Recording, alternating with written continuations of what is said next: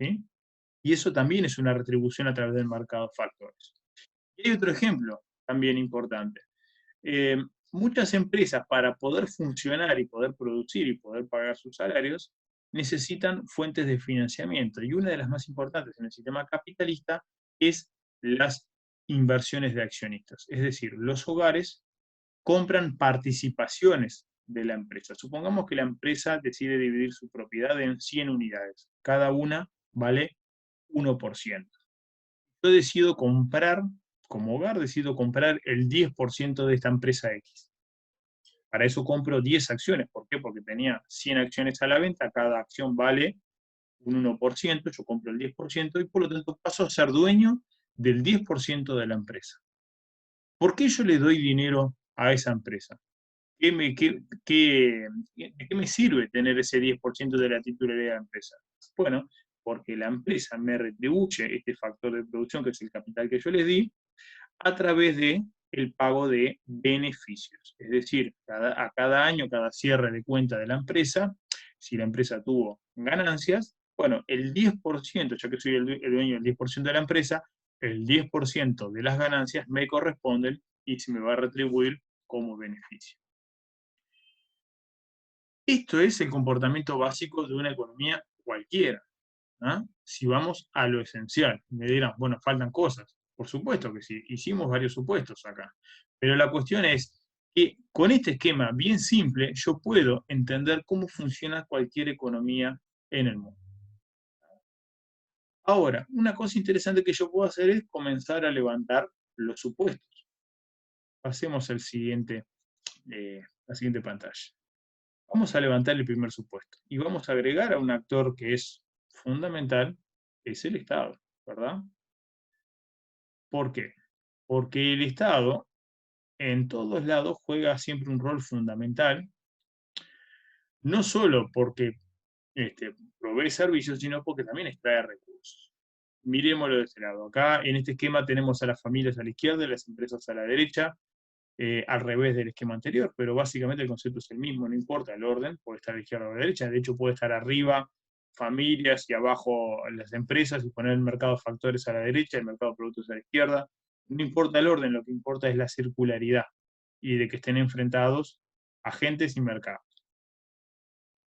Ahora, yo como familia, si vuelvo para atrás al concepto anterior de- del modelo de flujo circular, yo veía que si a los hogares gastan todos sus ingresos, todo su salario en bienes y servicios. Bueno, eso no es cierto. ¿Por qué? Porque una parte de los bienes y servicios, perdón, una parte de los ingresos del hogar va al consumo, pero no todo, porque una parte de eso va a parar al Estado. ¿En forma de qué? Bueno, aquí lo vemos en rojo, ¿sí? Las familias tienen que pagar impuestos, las empresas tienen que pagar impuestos. Por lo tanto, no es cierto que todo el dinero que las familias reciben por la retribución de los factores, trabajo, tierra y capital, va a parar al consumo de bienes y servicios. Una parte se va al Estado. Por lo tanto, eh, el Estado es un agente económico tanto o más tanto tan importante como las empresas o las familias. Pero el Estado no saca dinero de estos agentes económicos porque sí, sino porque cumple determinadas funciones en una sociedad y en una economía que se hace necesario que los cumpla el Estado, que lo cumpla esta institución pública que las empresas por sí mismas no harían.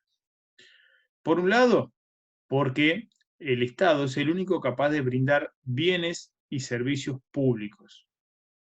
¿Qué significa esto?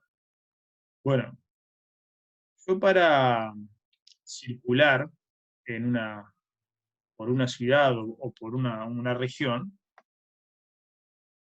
yo necesito ir por un camino. Ninguna empresa como tal tiene interés en producir calles, en producir carreteras.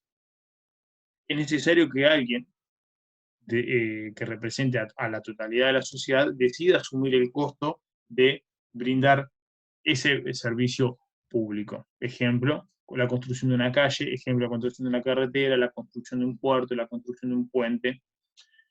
Para eso necesita el dinero de las familias y de los hogares, ¿no?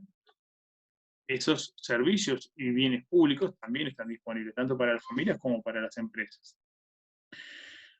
Y pueden ser estas infraestructuras, pueden ser servicios de policía, servicios educativos, servicios de salud, servicios administrativos como oficinas de estadística. Bueno, la información es un bien fundamental en las economías modernas y el Estado lo brinda, y lo brinda de forma gratuita todo esto. ¿Por qué? Porque pagamos impuestos. Pero también, y lo vemos aquí en rojo, ¿sí?, también nos da flujos monetarios el Estado, a través de subsidios o de la seguridad social. Pensemos en, bueno, ¿qué pasa cuando en un hogar la persona o las personas que trabajan quedan desempleadas? Reciben un seguro de desempleo. ¿Quién paga ese seguro de desempleo? El Estado. ¿A través de qué organismo? Bueno, eso varía en cada país, pero en sí es el Estado el que paga ese seguro de desempleo X cantidad de tiempo. ¿Qué pasa si uno se accidenta en el trabajo? Bueno, tiene un seguro por enfermedad, también lo paga el Estado. ¿Qué pasa si una familia es tan pobre que no tiene empleo y tiene menores a cargo? Bueno, en muchos estados, en muchos países, el Estado decide asumir la tarea de crear planes de ayuda a personas extremadamente pobres o que precisan ayudas especiales, como familias con menores a cargo. Y se pagan asignaciones familiares pensiones alimenticias. Son distintas formas de subsidios a los hogares que los paga el Estado. Eso depende de los acuerdos políticos y sociales que cada sociedad se establezca. Pero también las empresas reciben recursos monetarios del Estado. ¿A través de qué? De la realización de subvenciones. Por ejemplo, la exoneración de impuestos es en cierta medida como una forma en que el Estado le devuelva dinero a las empresas. Pero también son, por ejemplo, los subsidios que se dan a las empresas. A veces en determinadas situaciones es muy común verlo esto, por ejemplo, en el agro europeo, los productores agrícolas, sobre todo en Francia, al no tener la eficiencia productiva que tienen los agricultores de otras partes del mundo, necesitan subsidio del Estado para poder seguir produciendo en condiciones de cierta competitividad. Entonces el Estado, por cada tonelada de producción que haga, le otorga X cantidad de euros al productor agrícola. Eso a modo de ejemplo, pero hay un montón más de situaciones. Entonces, ahí vemos cómo, introduciendo a un nuevo actor que es el Estado, vemos cómo el esquema se va complejizando cada vez más. ¿Sí? ¿Qué pasa ahora si levantamos un segundo supuesto y agregamos al sistema financiero? Miren lo que es esto. Ya la cosa se va complicando cada vez más. Hoy teníamos en el medio al Estado o al gobierno, ahora lo ponemos aquí arriba a la izquierda, pero vamos a ir pensando solo en las cosas que se van agregando. ¿Y cuál es el supuesto que levantamos acá? El del sistema financiero. ¿Por qué? Sigamos mirando a las empresas y a las familias, y miremos en este caso a las familias.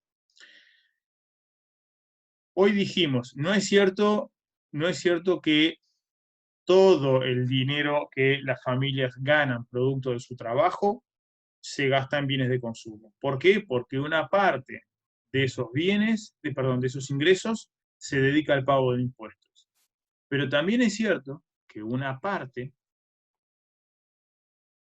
de ese dinero que las familias ganan se ahorra. Ni se gasta, ni se da al Estado. Se ahorra. Y generalmente esos ahorros, antiguamente se guardaban bajo un colchón, pero en las economías modernas ese ahorro se prefiere volcar al mercado financiero. ¿Es básicamente qué? Bueno, yo ahorro plata porque me sobran 2.000 pesos del sueldo de cada mes y decido colocarlo en un banco, por ejemplo. Los bancos son parte del mercado financiero. ¿Qué hace el mercado financiero, el banco, con mi dinero? Bueno, se lo presta a una empresa, realiza una inversión. Las empresas muchas veces, para poder aumentar su producción o para realizar investigación sobre una nueva tecnología o sobre un nuevo producto, necesitan fondos extra que no disponen en el momento.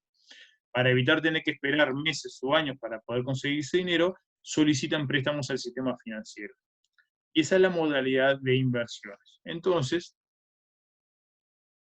en las economías más complejas y modernas, cuanto mejor y más aceitado funciona el mercado financiero, más fácil es para las empresas acceder al crédito para poder invertir y aumentar su producción o ser más productivas. Para eso es fundamental que el sistema funcione con ahorro de los hogares y que ese ahorro se vuelque al mercado financiero. Porque, ¿qué pasa? Si las personas no tienen ahorros, hay muy poca capacidad de inversión en la economía. Y si las personas, pensemos en el caso argentino en su historia reciente, si las personas no confían en el sistema financiero porque los bancos quiebran o porque se les llevan la plata, producto de algún banquero inescrupuloso, que también en la historia del Uruguay reciente tuvimos, eh, buena parte del dinero que podría ser aprovechado por las empresas no llega al mismo porque la gente no confía en el sistema y prefiere mantener el dinero guardado debajo del colchón o en un frasco, no importa dónde sea. Ese sistema se complementa luego con que las empresas tienen que pagar las deudas, ¿sí? Por lo tanto, parte del dinero de las empresas ya no va solo a pagar los factores de producción, tierra, trabajo y capital, sino que también tiene que pagar al sistema financiero el crédito que solicitó. Y muchas veces estos mismos bancos luego le pueden brindar a las familias ciertos instrumentos financieros que te permiten también a los hogares incrementar su consumo. ¿De qué hablamos cuando hablamos de instrumentos financieros? Bueno, básicamente dos.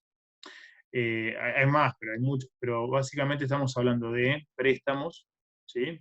Seguramente alguno de ustedes habrá tenido en sus familias créditos, por ejemplo, para comprar un auto, en lugar de tener que ahorrar durante años y años para acceder al auto, bueno, se le pide un